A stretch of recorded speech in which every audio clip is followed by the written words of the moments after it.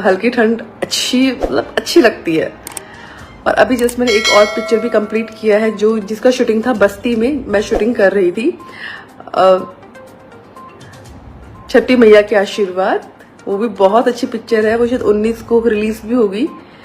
तो छठी मैया के आशीर्वाद पिक्चर का नाम है और अच्छी है।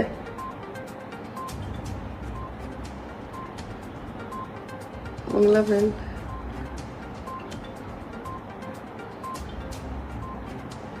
नहीं, मेले में आने का मेरा भी कोई सीन नहीं है, नहीं आऊंगी मैं। राजकोट गुजरात में, हाँ, खिसारी जी के साथ काफी सारे शोज किए हैं मैंने, जिसमें से गुजरात में राजकोट में भी हम लोगों ने शो किया था। पवन सिंह के साथ कब सॉन्ग आ रहा है? विकी जी, पवन जी बहुत अच्छे कलाकार हैं, बहुत अच्छे एक्टर हैं और मैं चाहूंगी कि उनके साथ मेरा जल्दी सॉन्ग आए। कोशिश करते हैं कि जल्दी से जल्दी पवन जी के साथ गाना आए और जो मैं दर्शक हम लोगों को साथ में देखना चाहते हैं उनकी इच्छा भी जल्दी पूरी हो। राधे राधे जी, उमेश जी, अजय जी, प्रदीप वर्मा जी, जय श्री राम, जय श्री राम, जय सिया राम। तो